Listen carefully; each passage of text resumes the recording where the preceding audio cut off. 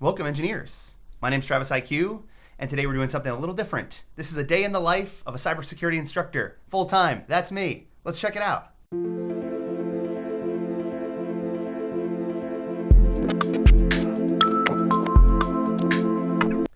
So if I'm instructing on site, the first thing that my day will start with is leaving my hotel room, just like any other hotel room. I am here on the East Coast teaching to a group of students. I'm teaching a 5-day CCNA. You might be saying to yourself, Travis, a CCNA, I thought this was a cybersecurity instructor full-time video. It is. I will say I teach a bunch of IT and infrastructure and cybersecurity related courses. And also this course here specifically was actually to a group of red teamers out on the East Coast there. So although they were very focused on passing the exam, the CCNA exam specifically, the course itself was pretty well tailored to the security side because these guys were all red team focused anyways. I just wanted to have the cert to kind of pad the resume, I think. You can see me here prepping the board. I'm prepping some of my class slides. It's going to look different dependent upon the course and dependent upon the nature of the students in the course, right? Where these students are particularly security focused, I would say most of these students in this course here are pretty advanced as well. So you'll see me probably, well, I would be here. This is day 4 of a CCNA. I'm tailoring the course to a little bit more technical content. I am reviewing the slides, trying to make sure that we are where we need to be for being, getting 60 to 80% of the way through the course, and also to make sure that I can focus on some of the topics that are more relevant to these students specifically, right? And so that's one of the really important components, especially if you're doing these bootcamp style courses where people are really trying to get as much out of them as possible, is tailoring them to the group that you have. And there are a really broad range of groups that you could be teaching to. Also, if I were teaching virtually, which about half of my time is teaching virtually now because of the move to virtual, I would say maybe even more, my morning's gonna look a lot different. I'm not just gonna be sitting prepping slides and things like this. I can prep all that stuff at my desk and my kitchen table. So I'll eat some breakfast, maybe my standard Cheerios, coffee and a bagel, pet my dog, hang out in my own home, and then transition up to my office as well. And so we'll see kind of a combo of both virtual delivery and on-site delivery. So let's get to my favorite part of the job, which is actually the instructing part. You can see me in here. I'm starting the discussion with the classroom this morning, and we're actually talking about OSPF topics. You might be able to discern that from some of the content on the board there. And you'll notice that I'm kind of going back and forth between the class and the discussion. And so I'm leading the discussion, but part of my favorite part of this is actually the interaction, right, with the students. And so you'll notice even through all this that I really don't lean on my slides that heavily, probably because I've been doing this for so long, right? 5 years of just full-time instructing. Most of the content stays the same, although they do update the exams. We do update our objectives. There's a lot of updating that goes on, and I'll teach some different courses from time to time, and I'll develop my own. But still, right? That being said, I have a lot of background in this material to lean on. And so I don't necessarily have to, let's say, death by PowerPoint, maybe somebody else might do. And I prefer it that way. That is not my instructing style. I don't enjoy going through the job this way. So I do really enjoy answering questions. Obviously, I love the specifics. And then finally, you see me here sitting down at the computer doing some demos and then asking questions of the class about the demos that I'm discussing here, specific to OSPF in this case, which is a dynamic routing protocol, an open standard dynamic routing protocol. I also really enjoy the demos, but probably my favorite part about this, and maybe something that you'll notice, is I have a lot of autonomy here, right? The classrooms that I go into, if I'm here, let's say on site here on the East Coast, it's led by me, the discussion is led by me, the days are run by me, and really nobody comes in and bothers me. Most of the, let's say, the staff that are on site at some of these training centers in different places, depending upon where I'm at, really don't have any idea as to, how important the technical content that I'm going over is. They don't really know anything about it. All they know is that I'm here to deliver this technical content to this technical group, right?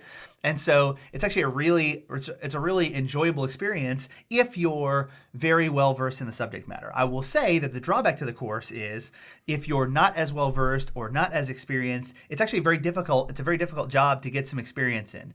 A lot of people ask me when I sit down or when I start a course or when I get to the end of the course, I ask, what do you guys think? Or, what do you have for questions? And invariably, I would say 80% of the time, someone asks me, how did you get into this? And where did you get your start?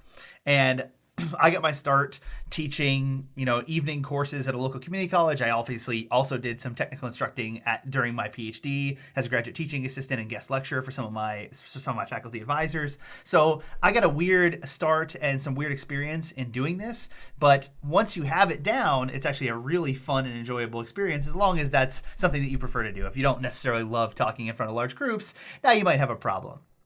So here's a difference too, is when we move now to the virtual instructing environment, you'll notice, right, it's really not as engaging. It's not as dynamic, even if you look at kind of what I'm doing sitting in front of a computer. And so you can see what I've tried to do here, right, is add to kind of making the experience more dynamic, right, with the Huion tablet, with the, high quality studio, with the mic and the video and a dual monitor setup so I can kind of pull stuff screen to screen. I actually have 3 monitors, one you can't see all the way to the right there. And so while it definitely isn't as dynamic, and I have sat behind the screen doing continuing education and sitting other instructors' courses and things like that in virtual environments, I understand that. We do things that we try to make it more interesting, more engaging, and a little bit more of an open environment so that you can, kind of stand up, as it were, virtually, put your hand up and ask a question or engage, right? And so the other thing that is really good about this for someone who's done this for so long is I do have a lot of experience with a lot of the virtual delivery platforms too, things like Zoom, WebEx, Microsoft Teams, whatever it is. And there are some utilities within those platforms that make this a little bit more interesting and dynamic. Polling in Zoom, some of the direct messaging features in WebEx and Teams, as well as some of the the hand up and notification features in those virtual delivery platforms as well. So it is definitely a different environment, but there are some benefits, right? It's a little bit easier for me to do things like demos and on-screen like dynamic stuff behind the computer, right? Whereas I don't know where I'm going to be placed if I'm delivering a virtual course, for example, all over the country. If I'm in my own home studio, right, I have a lot of stuff that I have built in my own lab environments that I can demo on the screen, right? So I have virtualization platforms, I have network attached storage, I have a full infrastructure of Active Directory and some of these virtual machines to demo a lot of these utilities, and I don't have access to that all the time, although I will remote into my virtual infrastructure sometimes to demo these things. I don't necessarily have access to all that when I'm on the road. So there's some advantages here in terms of the technology that I can demo and the things that I can do in my own environment. But there definitely is a disadvantage in terms of the way that we talk and the way that we interact in the virtual environment. And so, the feedback a lot of times in the virtual is that it is a little bit more difficult to be dynamic. But I think that there are some really, really good advantages too if you take advantage of them. Finally, the other thing I wanted to point out, and maybe something you haven't heard before, is that it is not that fun being an instructor sometimes in the virtual environment where you don't have a lot of dynamic feedback as well. And I've heard this from some conversations on Twitter and conversations with other instructors in real life where, it's a really interesting dynamic because if you don't have that personal feedback, you can't look people in the eyes and see that they're understanding or see the light bulb goes on or see that they're either, lower energy or higher energy in the moment. Then what you end up having to do as an instructor is kind of be at your highest energy level, trying to engage all the time, and it can be pretty exhausting. And so it's really interesting, that there is a different dynamic from an instructing perspective as well, right? We're not just talking heads here giving you info all the time.